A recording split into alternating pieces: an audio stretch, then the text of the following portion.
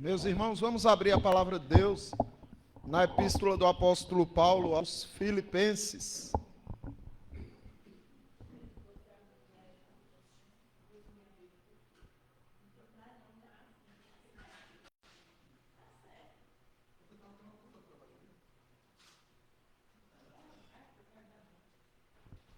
Epístola de Paulo aos Filipenses.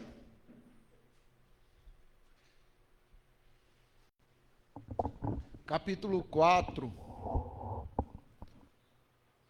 O versículo 6 diz assim: Não andeis ansiosos por coisa alguma. Porém, nós estamos estudando o capítulo todo, porque para a gente entender o que causa a ansiedade e como também corrigi-la, a gente precisa ver não só o ponto onde o apóstolo Paulo trata diretamente da ansiedade, mas também o contexto do que estava acontecendo. Nós já estudamos o versículo 1, estamos nos aprofundando no versículo 2, que ele diz assim: rogo a Evódia e rogo a Sintique, pensem concordemente no Senhor. Ou seja, esse pensar concordemente no Senhor é de se importar. Pensem concordemente, é pensar bem, de acordo com o Senhor Jesus Cristo. Essas duas irmãs estavam em atritos, brigando na igreja, com desavença. Paulo, é interessante que ele não trabalha o problema em si, a causa, na verdade, do atrito. O que uma estava fazendo, o que a outra estava dizendo, o porquê elas estavam brigando. Ele nem entra nisso. Ele só traz o relato de que elas estavam brigando, né? E que ele roga às duas que trabalhem isso juntas. Porque ele diz: eu rogo a Evódia e rogo a Sintique, as duas irmãs que brigavam, que pensem concordemente no Senhor. Ou seja, Paulo responsabiliza as duas. De repente, Evódia estava certa e Sintique errado, ou o contrário. Paulo não quer saber. Ele só diz: vocês duas têm que pensar iguais no Senhor. Então, concordemente, da palavra grega autos, quer dizer como se falasse assim: pensar de si mesma, né? Pense ele próprio, pense ela mesma, eles mesmos, pense de si mesmo. Então, pensar de si mesmo no Senhor. Aí a coisa fica muito mais profunda. Porque geralmente, quando a gente está chateado, aborrecido com alguém, a gente nunca entra dentro de nós mesmos para avaliar, né, o nosso contexto, o que estamos sentindo, por que estamos sentindo, se eu posso tomar uma decisão diferente da que eu vou tomar. Não, a gente olha muito para fora, para a pessoa que errou, para a pessoa que nos chateou, nos aborreceu. E o apóstolo Paulo aqui está querendo dizer: olha, pense de si mesmo, ou seja, pense para dentro, no Senhor, que seria basicamente você procurar saber o que o Senhor pensa de você. Se o Senhor está aprovando tudo que está vindo de você.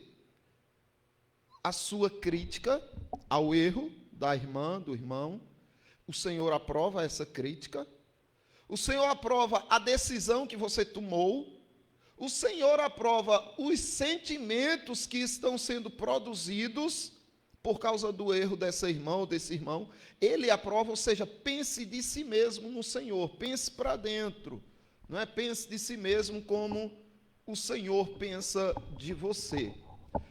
E aqui era o oposto que estava acontecendo. A ansiedade vem por isso, porque a gente passa de nós mesmos, a gente não faz uma introspecção, a gente esquece, a gente entra no modo automático. O gatilho veio, que foi o erro da pessoa, ativou minhas emoções e eu me entrego a elas. Aí agora, a partir desse momento, quem é que me governa? São as minhas emoções. não é mais a palavra de Deus, não é mais o que Deus quer de mim, porque isso mexeu tanto comigo que eu não aceito. É um absurdo. Você viu o que fulano fez comigo? Você viu o que aconteceu? Eu não tinha feito nada. E você escuta as duas partes, é assim. Não, fulano. E é sempre assim, joga no colo do outro todo o peso da responsabilidade.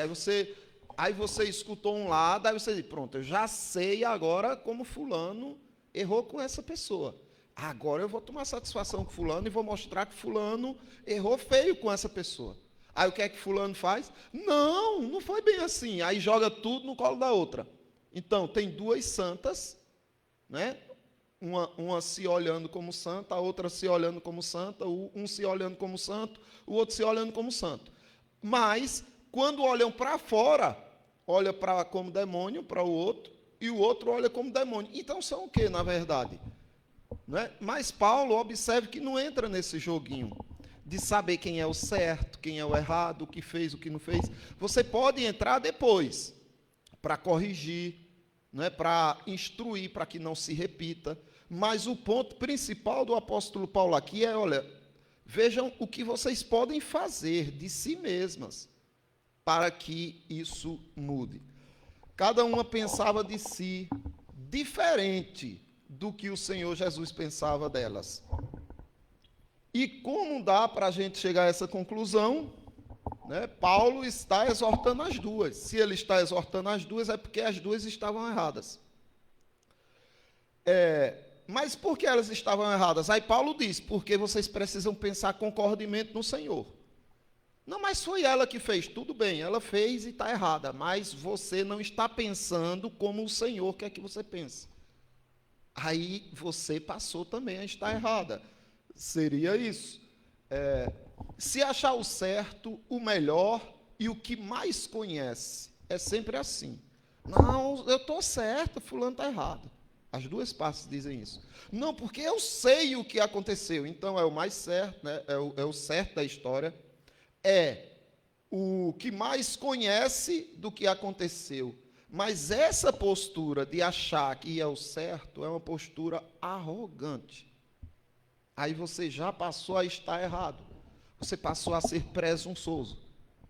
Porque só o fato de você dizer eu estou certo e fulano está errado, você se põe em um pedestal que não pertence a você. O único certo de tudo é Cristo. Então, se você deixou aquela pessoa inflamar você ao ponto de você ficar aborrecida com ela, você passou a ser errada também. Quando é que você estaria certo? Quando aquilo não te ferisse, não te aborrecesse. Fulano fez e tal, e me humilhou e tudo, e você está bem. Aí você diz, a gente precisa corrigir, não por mim, mas por ela. Porque ela está no erro. Vamos ajudar a nossa irmã. Observe que você não está lutando a sua causa. Você está lutando a causa de Cristo. É isso. E quando Cristo manda corrigir o irmão, é nesse sentido. Ele diz assim, se teu irmão pecar contra você, vá você sozinho e repreenda seu irmão. Para quê? Para eu mostrar que eu era o certo? Não. Vê o que Cristo diz depois. Se ele te ouvir, ganhastes o teu irmão, ajudastes o teu irmão, resgatastes o teu irmão, recuperastes os teus irmãos. Então Jesus Cristo manda você ir corrigir o irmão que pecou contra você, para que ele seja resgatado, não para que você tenha sua justiça satisfeita e mostre que é o certo. Mas as pessoas não entendem isso. Pensar concordemente no Senhor é você fazer isto. Eu vou corrigir fulano. Mas por mim não. Se fosse por mim, eu sofria o dano, a humilhação, o prejuízo. E daí, o que é que tem? Jesus sofreu tanto por mim, por que eu não posso sofrer por essa irmã, por esse irmão um pouco? Então, por você deixava para lá. Mas por Cristo você vai corrigir, para que aquele irmão, aquela irmã não continue errando com você. E quando não acontece isso, aí brota a ansiedade. Mas veja, na segunda epístola de Paulo aos Coríntios, capítulo 10, do versículo 7, veja o que diz. Observai o que está evidente. Se alguém confia em si de que é de Cristo, pense outra vez consigo mesmo, que, assim como ele é de Cristo, também nós somos. Mas numa briga não acontece isso, irmãos. Os coríntios, eles não estavam honrando Paulo. Tinha muitos deles que faziam escárnio de Paulo, porque Paulo era baixinho, careca, era todo desafeiçoado, e eles ridicularizavam Paulo, porque Paulo era amoroso, chegava e falava bem com eles e tudo. Aí quando Paulo ficava sabendo que eles estavam aprontando, aí Paulo mandava uma carta dura para eles, né, como a de Corinto e tal.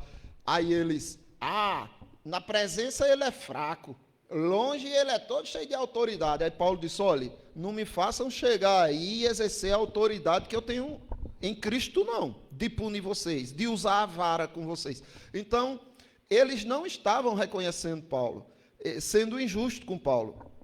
Aí Paulo, ele está chamando esses irmãos à responsabilidade, dizendo, olha, pense, observe o que está evidente. Se alguém confia de que é de Cristo, pense outra vez consigo mesmo. Assim como ele é de Cristo, também nós somos.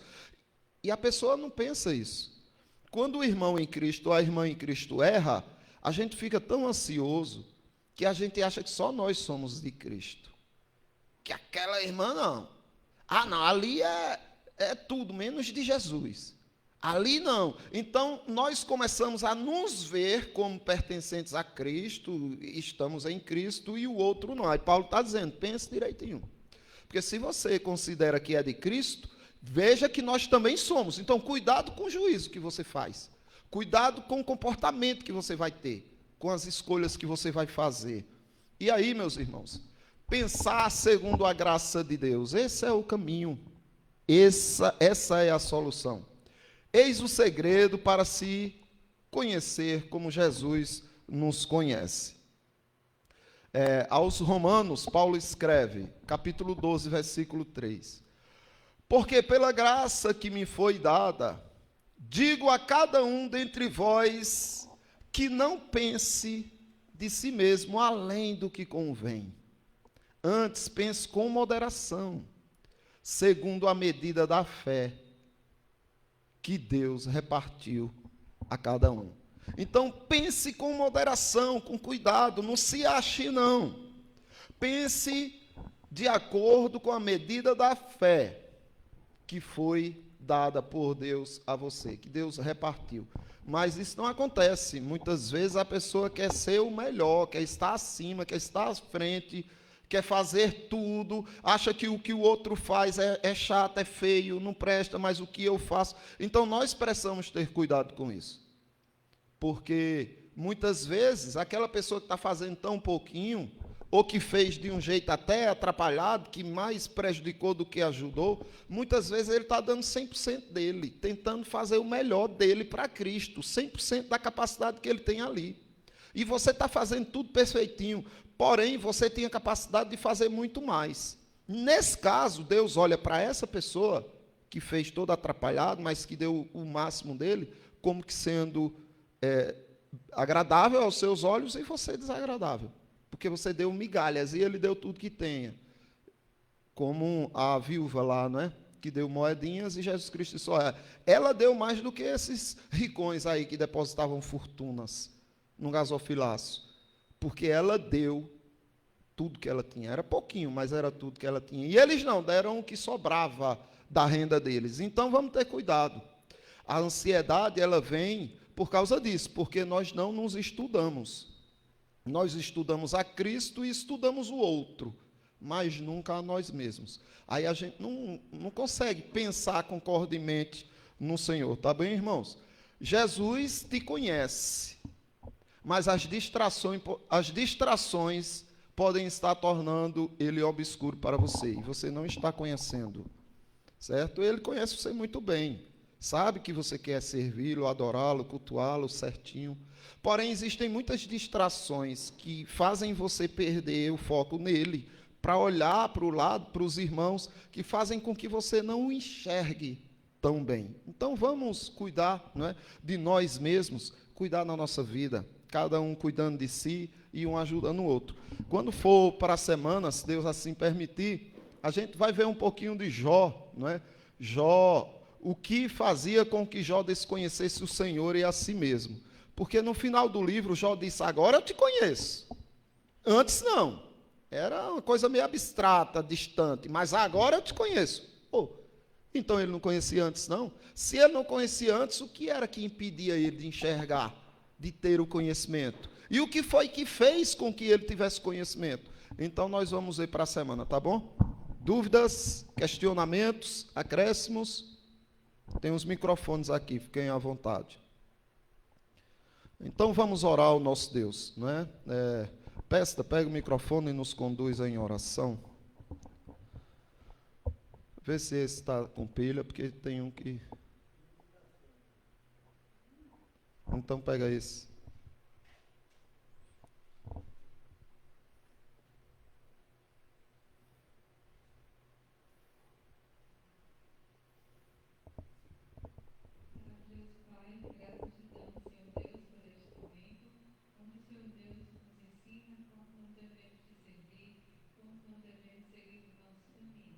Amém. Orienta cada um de nós para que a gente, Pai, possa estar sempre perseverante em Tua palavra, que possamos, Pai, andar conforme o Senhor Deus nos ordena, Pai. Amém. Graças te damos, Senhor, que o Senhor Deus tem sido sempre misericordioso com todos nós.